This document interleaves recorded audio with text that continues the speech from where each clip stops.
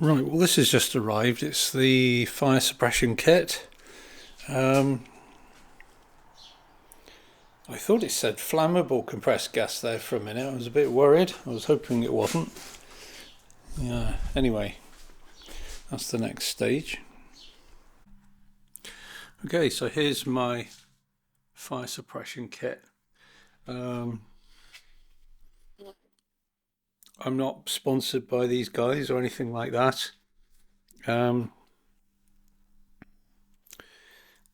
think it's, you're supposed to be checked every couple of years, but I think it's good for something like 6 years. I can't remember exactly.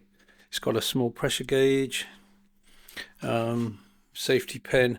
So basically you've got two cable systems which pull this, and then the outlet goes out through 6 nozzles. So you've got 2 pull cables. One's supposed to go in the cockpit, the other one is supposed to go on the outside of the car. If it's a normal car, it'd go under the windscreen. So on this car, well, kind of, I'll put it where I can. Maybe something like here, and then I don't know. Yeah, it could go somewhere here maybe. Right, so there's the tubing. I don't know how flexible that is. Anyway, okay, so I'm going to need some P-clip type things to hold this.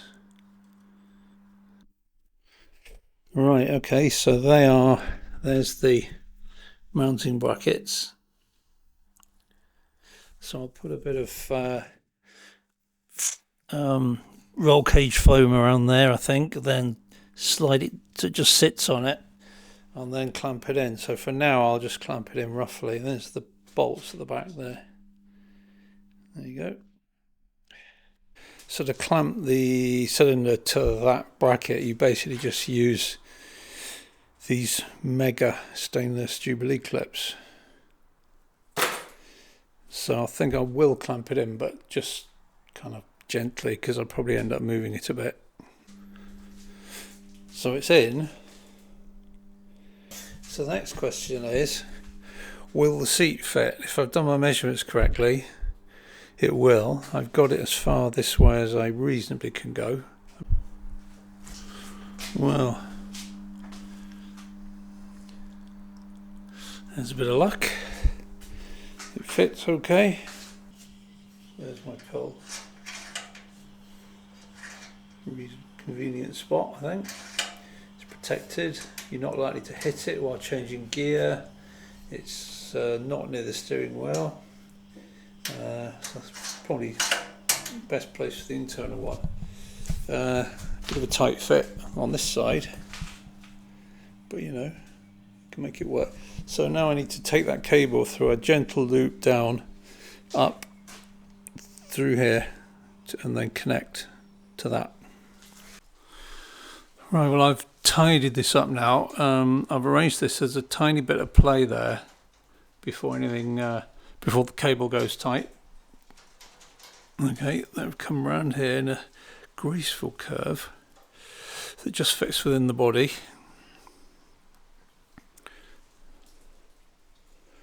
Up here to the lever of the fire extinguisher. Now you might wonder what I've done here. You can fit up to 2 handles, which is why you've got 2 fittings, because the actual tank itself's kind of in the way. And this cable's not that flexible. I found that one puts too much of a turn on it. It's not very neat at all. This one's actually a bit neater, the inner one, bit more of a straight line. So you run it up through this fitting, which has got an M8 nut each side, up to here. Put this little clampy thing on. If you can see that there. And then of course, if I cut the wire there, it's just going to be poking me in the shoulder for the rest of the time. You can see that. So what I've done is I've looped it back through the other hole and put another fitting on it. That also means, so it's neater, it also means if that fitting slips, I've got a backup. because if you pull the handle on, it just comes away in your hand, and the cable just sort of slips through because this has come loose, and you're on fire. That's probably not great. So I think that's a bit overkill, but it does two jobs. It keeps it tidy, and it allows me to put 2 clamps on instead of 1.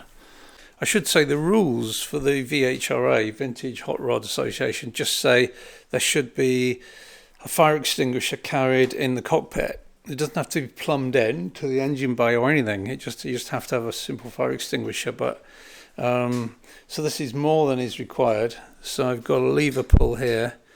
There is the facility in the kit to put one on the outside as well, traditionally under the windscreen, but then of course this isn't a normal car. So I'm just going to go with 1. I mean, you can access that from the inside or the outside pretty easily. I'll put some sort of sign here, fire, and yeah, that will pump the engine bay and the cockpit full of foam. Right, if you remember, I primered my top part of my roll cage in this pale primer from Rust-Oleum, and then I've got this aluminium paint which resembles aluminium, T2115. So I did a test spray. So that side's aluminium, this side's the paint, and then I went for it, and on the actual car you can see it actually looks better on the car actually than my test, but you can see it's I don't know, it almost looks like it is aluminium, but it's not. Anyway, I'm pleased with that because most of this is going to be covered with foam and cable ties and goodness knows what anyway, but it's a good starting point, isn't it? You might see these side pieces, so try to do them evenly. These tabs have been welded on for a screen. I'm experimenting a bit, but the screen will be acrylic, heat curved, some sort of quick release fastener each side and here, or maybe 2 here. The idea being that you can just pop it off, which means you can get in and out of the car more easily without damaging it. You can still get in and out of the car with the screen. The hole's big enough. It's just it'd be a lot easier if it popped off. So the other problem I've got is my gearbox leaks. Not very much, but a little bit. And although it's dripping off the bung here, which has been, did I Teflon coat? Actually it is leaking. I don't know, did I Teflon coat that? I don't think I did. I think I need to, but you can see it's actually coming, it's dribbling down here from here. Now here there's a kind of brass rod that's supposed to be a tight fit in there, and apparently they do leak. So to get your gearbox to not leak at all is actually quite difficult. And what I also did is I put EP90 oil in it, which is fine, but people do say if you want your gearbox to leak less, you should use thicker oil. So I'm probably going to swap it for SAE 140, which is what I've got in the rear diff. And if you go all the way up to 600 weight, which is not the same as SAE 600, it's about SAE 180, 240, something like that.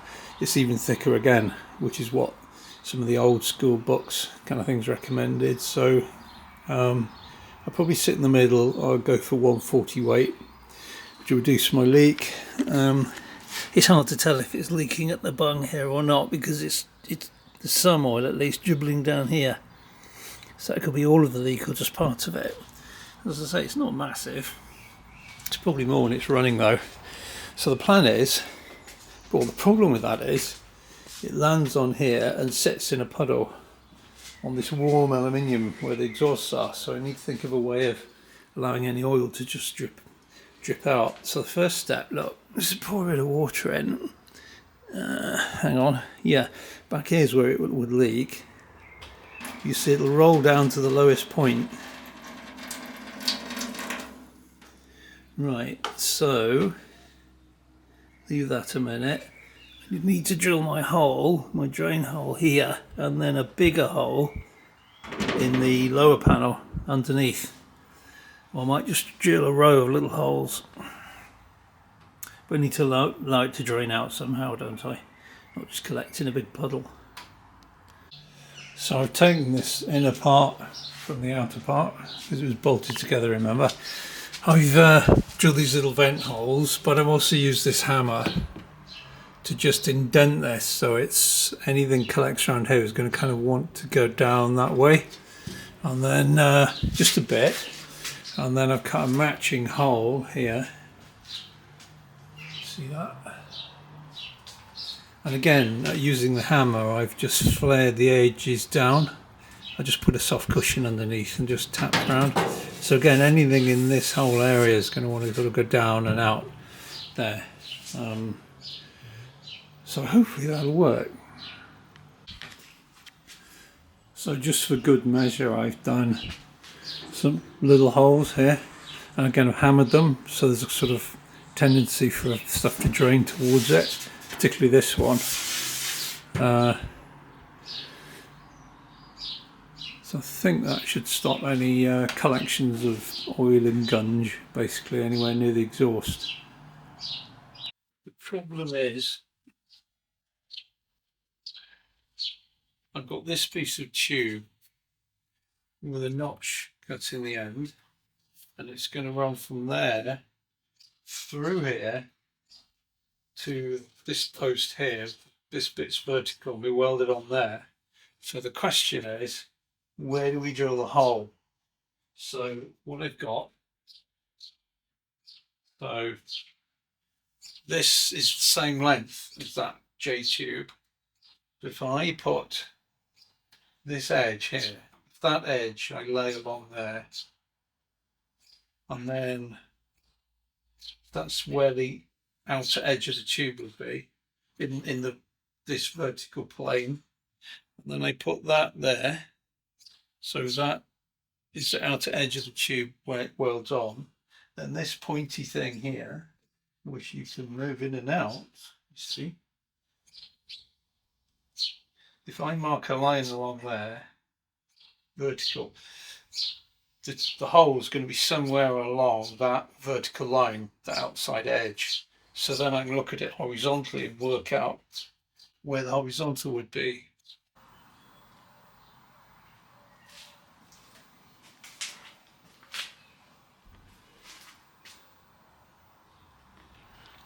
Obviously I'm not going to weld it. Obviously I'm not going to weld it touching the gear shift, but I've got the gear shift in the most, this rod, I've got it the most outward position, which is third gear. So if it can clear it then, it'll clear it with the other gears. So yeah, it needs to be welded like that. But as a method of working out where the hole is, I'd say that was a pretty good success. Okay, well I've been welding in this. It's always a pain to weld because you've got a gap fill through that hole, even though it went through the hole pretty dead centre. Comes down to there. Got clearance with the gear shift rod, that bit of wood there taped on just to make sure it stayed that way while I was welding it. I haven't quite finished yet, but this side we've got another tube welded in, coming along, and I don't know if the battery's going to fit in there or not. I'll have a look now. It may not, in which case it is going to have to go here, and it will be, I'll have to get one of the ones that have got like a fiberglass, what's it called, mesh. Basically they don't leak. No, it won't fit, so more fabrication. I have to make a battery box here and buy a new battery, get a through bulkhead connector for the live wire, which you can get. We'll get there in the end. So the point of this is basically you've got bracing above the chassis rail, you've got bracing below it because there's diagonal there. See there. So underneath you've got It's triangle. You've got a triangle there, joins to the kind of bottom of the roll cagey thing here,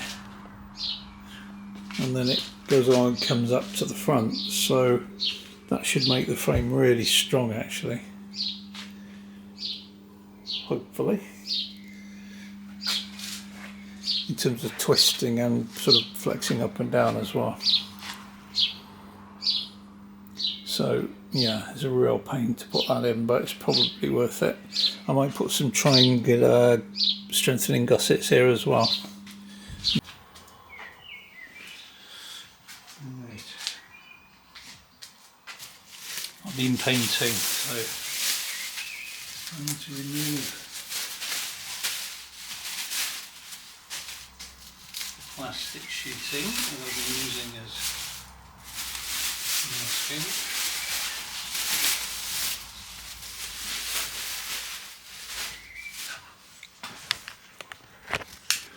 Right, so this is my extra rail through the bulkhead to there.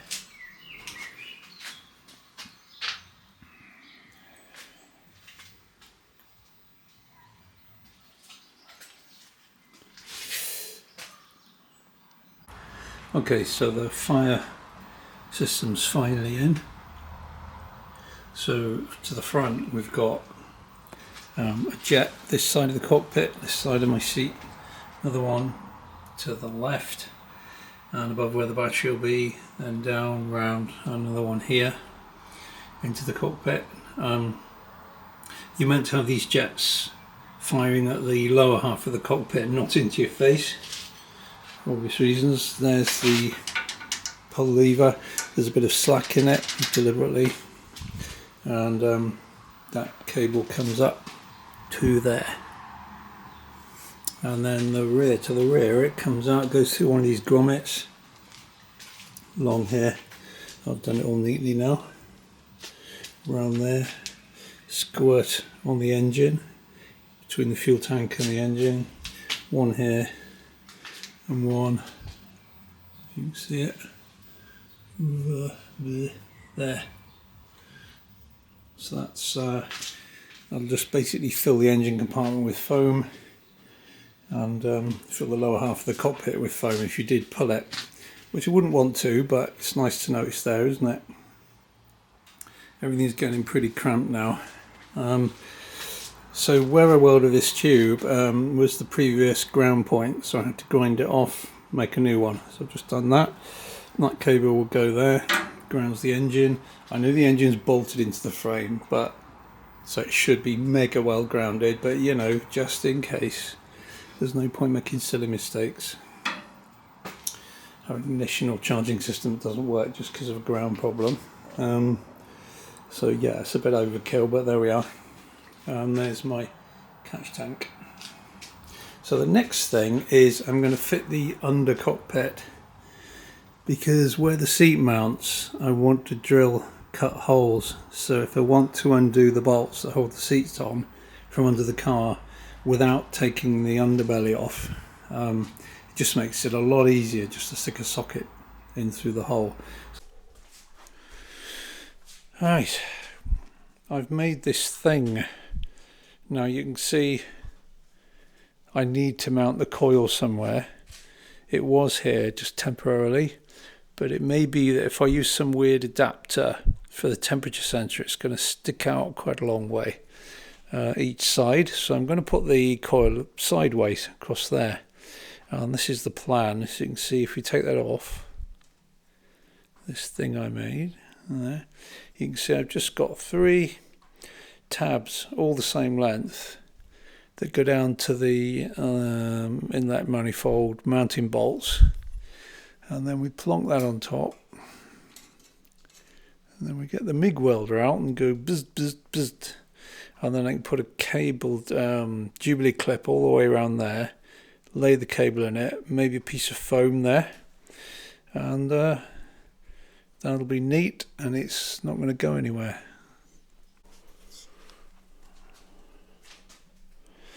Okay, so there it is, welded in. Can I be bothered to take it out and grind down the welds and spray paint it. I suppose I should really, but that'll hold the coil nicely. Now, I'd been wondering what to use to block up the end of this filter. Do you remember this is my air filter contraption? And I thought, well, I can make an end plug of some sort. And then I thought, well, why don't I make the end plug goes in there like that? It's kind of foam air filter. Of course, it doesn't actually fit, so I had to start welding again. So I've made this adapter, which again, not pretty, but will do the job. So what it is, it's 2 bits of pipe. The way I made the circular section is basically I used 2 different sizes of hole cutters in some sheet steel with a piece of wood behind. And the wood's important because it locates the center drill bit of the cutting wheel once you've already cut the small hole out. So did the small hole, then the big hole. And then welded it together. So again, it's not particularly elegant, but it does the job. So let's see, does it go together? Where's the filter?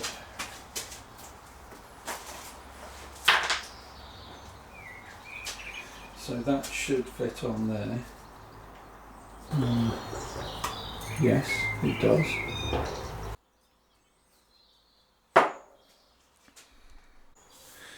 So there it is. It looks a bit weird, but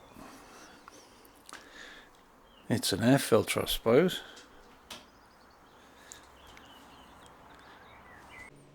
Well, here I am again with the laptop, the kettle,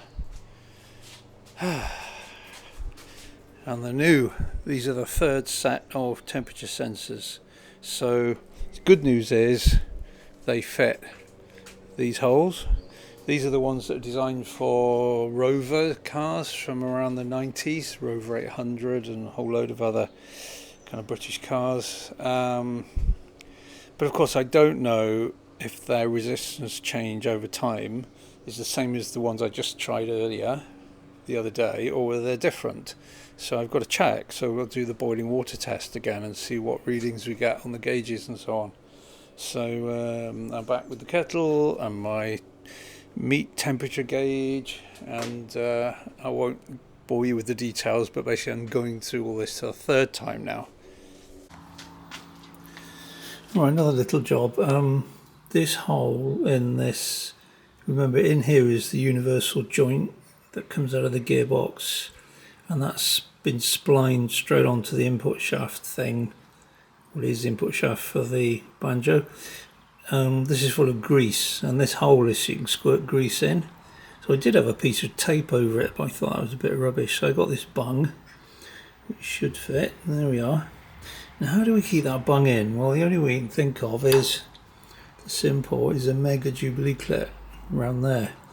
I mean, that should work. Don't see why not.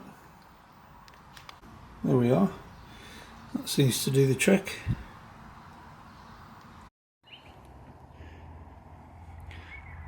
Hey, look everyone, there's a thing in the sky. It's yellow. It's called the sun.